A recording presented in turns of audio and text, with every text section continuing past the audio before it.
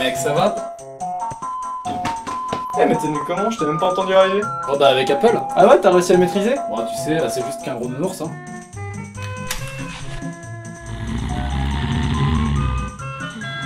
Ouais, enfin. Gros nounours, hein.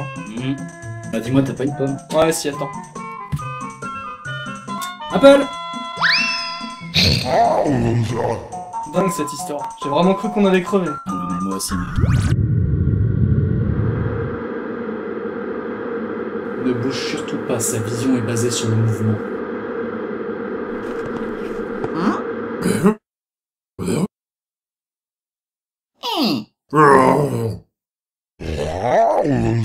Oh mais c'est qu'il est trop mignon le gros nounours, il avait juste besoin d'amour, bah oui. Belle rencontre. Bon bref, alors ouais, je peux m'installer là-bas du coup? Ouais, vas-y. Ok, on va faire ça vite parce que j'ai un RDV après.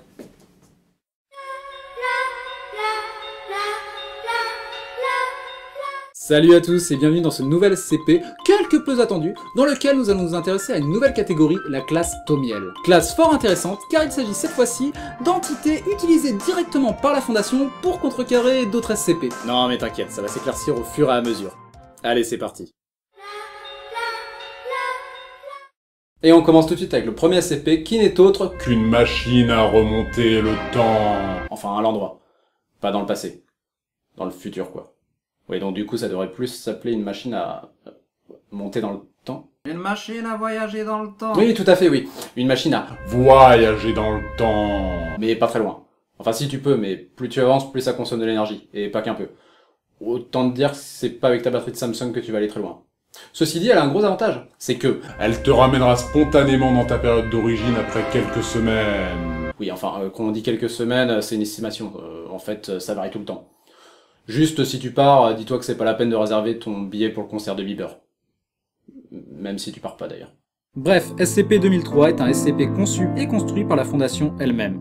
Oui, un SCP créé délibérément par des hommes, mais il y en a pas mal comme ça dans la classe Thomiel. Donc bâti par la société, et ce en 25 ans, ce qui est plutôt honnête pour une machine à voyager dans le temps, et ce en utilisant la technologie dérivée de 3 autres SCP, mais qu'on sait pas qui c'est.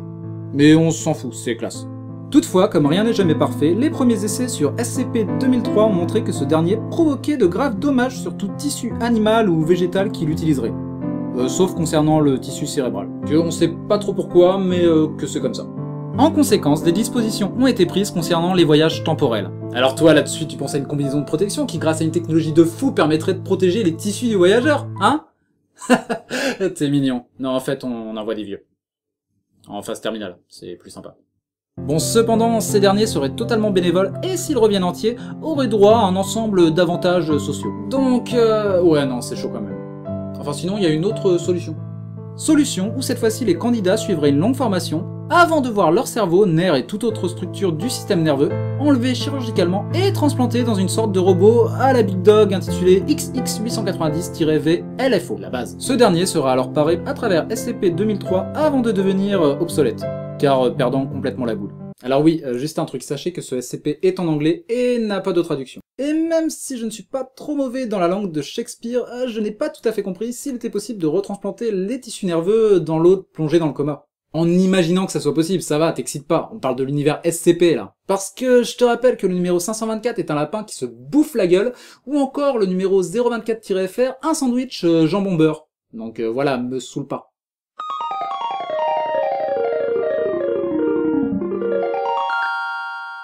Mais bref, cependant, je pense que non au vu de cette phrase. Tous les organes utilisables doivent être récoltés après protocoles médicaux. Donc certainement pour des greffes ou la recherche médicale. Cependant, la création de ce SCP, comme vous en doutez, a un but, celui de recueillir les données du futur permettant à la Fondation de mieux appréhender les phénomènes paranormaux à venir. Malheureusement, certaines prédictions ne se sont pas avérées exactes.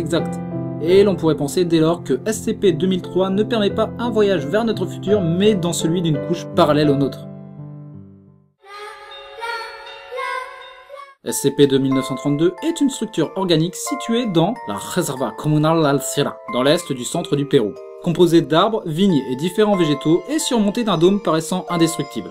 De plus, quiconque tenterait d'endommager la voûte se confronterait aux violentes représailles des organismes s'y trouvant. Toutefois, il existe une porte principale pour y pénétrer, mais qui ne peut être franchie sans autorisation d'une des créatures y résidant. Une fois à l'intérieur, cependant, on se rendra compte que l'entité est formée de plusieurs niveaux, jonchés de couloirs et grandes chambres, dont certaines s'apparentent à de vieux bureaux d'administration. Parmi les différentes entités retrouvables à l'intérieur existe SCP-2932-A, humanoïde aux allures d'une personne âgée et semblant avoir pour rôle celui de gardien. Ce dernier a 6 appendices primaires et se déplace en position verticale sur les 2 arrières. Il possède une longue structure nasale, des épines sur le sommet du crâne et attaché à son dos 4 grandes ailes insectoïdes. Bon, dans ma tête, en gros, il ressemble à ça. Enfin, c'est mieux dans ma tête, mais bon, je fais ce que je peux. Malgré cet aspect peu ragoûtant, l'humanoïde / insectoïde ne semble pas être agressif, tout du moins tant que le visiteur ne montre pas lui-même de signes d'hostilité. Et ce dernier s'est même pris au jeu d'un petit entretien improvisé avec l'un des membres de la Fondation, dans lequel on put apprendre entre autres que la structure organique n'était rien d'autre qu'une prison que son peuple, les Zudaru, avait construit sous la demande d'une autre civilisation intitulée les Enfants de la Nuit, qui pour ce faire leur avait confié le cœur que leur déesse Glorious Titania leur avait donné. Ça va, tu suis? Tu me dis sinon. Cependant, suite à cela, si j'ai bien compris, les ennemis des Enfants de la Nuit parvinrent à envahir la prison et en peu de temps la réduire à l'état de ruine actuelle. A savoir que SCP-2832-A nous appelle nous les hommes, les enfants du soleil. On retrouve une autre entité à l'intérieur de 2932 en la présence de 2932-2, qui est un large organe vasculaire, ouais un cœur quoi, suspendu dans la chambre principale située en sous-sol. L'organisme sanglant semble être la source d'énergie de SCP-2932 et palpite à un rythme de 8 battements par minute. En réalité, ce dernier serait le cœur de la fameuse déesse Titania, qui aurait servi à construire la prison. Enfin, SCP-2932-1 n'est pas une entité à proprement parler, mais désigne les différentes créatures incarcérées dans la prison. Il n'existe que très peu d'informations sur celle-ci, juste celles confiées par SCP-2932-A concernant une dénommée Ephelia, emprisonnée après avoir assassiné le plus jeune fils du roi des Enfants de la Nuit, ou encore Camur, créature tombée du ciel, d'abord vénérée par le peuple de la nuit avant que celui-ci ne se mette à les dévorer en masse. La prison végétale est aujourd'hui confinée par la Fondation qui a créé un périmètre de sécurité autour de celle-ci. Multiples scientifiques sont également chargés de la santé de SCP-2932-2 afin que ce dernier continue à battre et alimente la structure.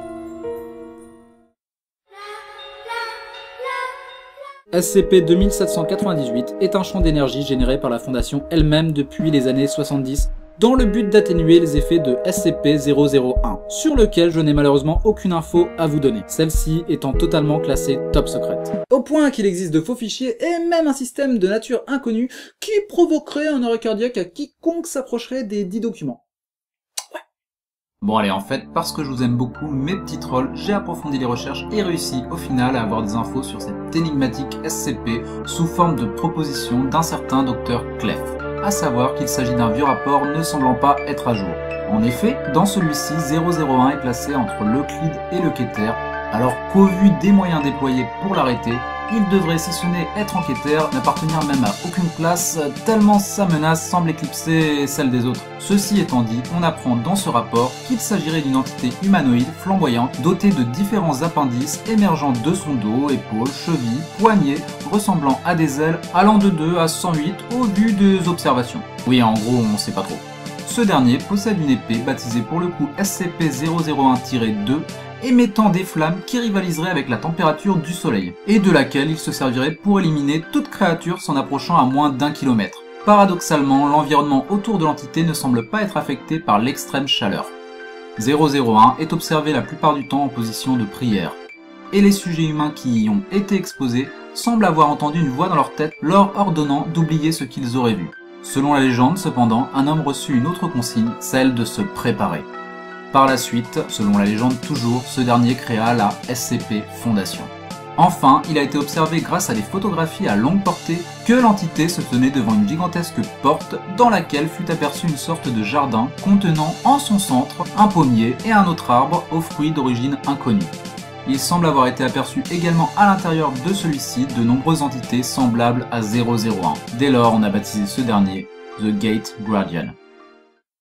SCP-2798 aurait pour but, selon les dires de la Fondation, d'interférer avec les effets de 001, l'amenant à percevoir la Terre comme une entité vivante singulière, réduisant la mise au point de ses actions. A savoir que SCP-2798 n'est pas la première tentative de la Fondation pour arrêter l'énigmatique 001.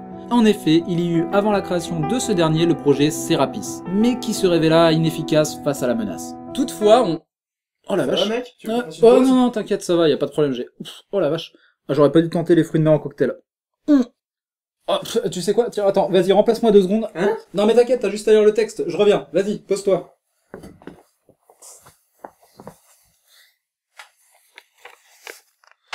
Toutefois, si SCP-2798 semble lui quelque peu fonctionner, il n'est pas non plus sans effet secondaire. Entre autres, un trouble mental découvert parmi les chercheurs de la société appelé trouble de l'identité transcendante, dans lequel l'individu partage souvenirs, expériences, pensées d'une personne tierce au point de ne plus savoir sa propre identité. ça fait du bien. Oh. Autres effets intitulés érosion de la croyance d'action organisée, responsable d'un effet statistiquement significatif de la population mondiale à participer à grande échelle à une action coordonnée. Entre autres, ceci jouerait sur les taux de participation électorale et influencerait donc sur le paysage politique. C'est maintenant.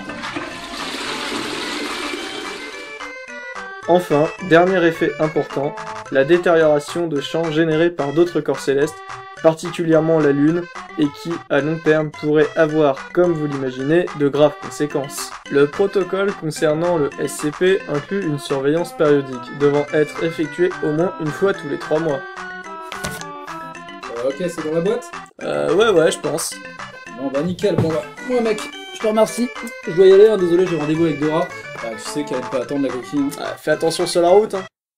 Quelle route?